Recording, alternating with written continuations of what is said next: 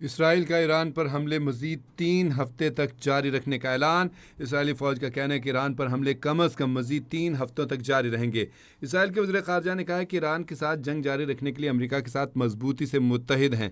Israeli वज़ीर ख़ारजा ने कहा कि ईरान में IRGC और बसीज हेडक्वार्टर्स के ख़िलाफ़ सिलसिलावार हमले किए हैं। इसराइली वज़ीर ख़ारजा ने कहा कि ईरान के सरकारी इंफ्रास्ट्रक्चर के ख़िलाफ़ हमले बढ़ रहे हैं।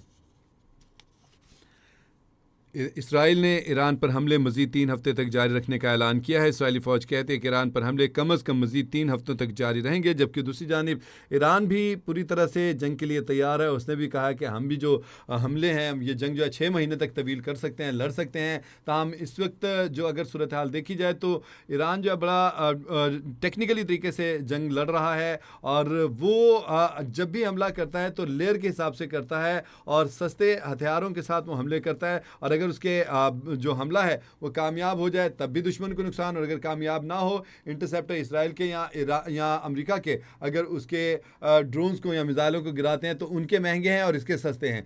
बहरकैफ ये सूरत हाल इस तरह से इस जंग के साथ ना सिर्फ दुश्मन को माली नुकसान हो रहा है, बल्कि उनको माली नुकसान भी हो रहा है, जानी नुकसान भी हो रहा है, इनका इंफ्रास्ट्रक्चर भी तबाह हो रहा है। और इसके साथ साथ अभी तक जो है अमरीकी जो मुशीर हैं, अमरीकी सदर के मुशीर हैं केविन हिस्ट, उनका इस हवाले से उन्होंने तस्दीक किया कि अमेरिका अब तक ईरान के ख़िलाफ़ जंग में 12 अरब रुपए खर्च कर चुका है। और जबकि इसराइल में अभी जो रात में इसराइल ने हमले किए हैं, उसने 5 कम अज़ कम हमले किए हैं। और इसराइल की जो एमरजेंसी फोर्सेज हैं उसने इस बात की तस्दीक की है कि क्लस्टर बमों से अब जो है इसराइल के ऊपर हमला किया। तल अबीब के ऊपर क्लस्टर बम ये होता है कि उसमें बहुत से उसमें अंदर हथियार होते हैं, बहुत सारे वॉरहेड्स होते हैं, लोहे के टुकड़े होते हैं, बहुत सारी चीज़ें होती हैं जो कि फैल जाती हैं और जाके हर तरफ तबाही और बर्बादी फैलाती हैं, आग लगा देती हैं। तो उन्होंने कहा कि इससे कई यहूदी जो है ज़ख्मी हुए हैं और हर तरफ जो है वहाँ पे आग लगी हुई है। बहरकैफ इसराइल ने एक बार फिर ऐलान किया है कि ईरान पर हमले मज़ीद 3 हफ्ते तक जारी रखेंगे। इसके साथ साथ इसराइल को एक और बड़ी मुसीबत का सामना है।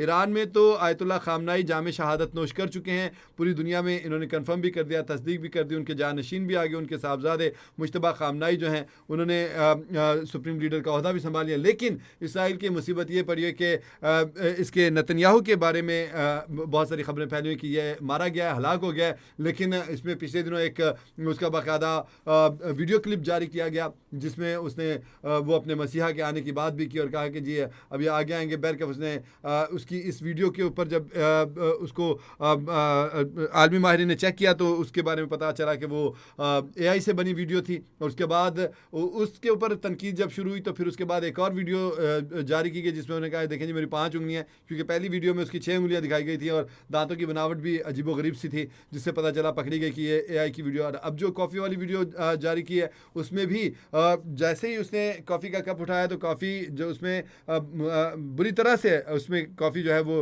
हलचल उसमें मची है, कप में हलचल मची, लेकिन वो बाहर छलकी नहीं। तो इसको भी माहिरीन कहते हैं कि ये भी जो है AI वीडियो ही है। तो इस हवाले से काफ़ी जो इसराइली फ़ौज है उसमें बददिली भी फैली हुई है कि अगर नेतन्याहू मर गया है या ज़िंदा है जो भी है, लेकिन वो ज़ख्मी ज़रूर है, अगर नहीं भी मरा तो इतनी उसकी हालत ख़राब है को सामने नहीं आ पा रहा, जिसकी वजह से इसराइली फ़ौज या इसराइली हुकूमत जो है वाज़ेह तौर पर कोई जवाब देने के काबिल नहीं है अभी तक। तो बहरकैफ अब वो फ़िलहाल यही कर रहे हैं, अपनी तरफ से यही कोशिश कर रहे हैं किस तरीके से डरा धमका के काम निकाला जाए। और अभी जो ताज़ा तरीन इसराइली फ़ौज ने ऐलान किया उसने कहा जी ईरान पर हमले मज़ीद 3 हफ्ते तक जारी रखेंगे।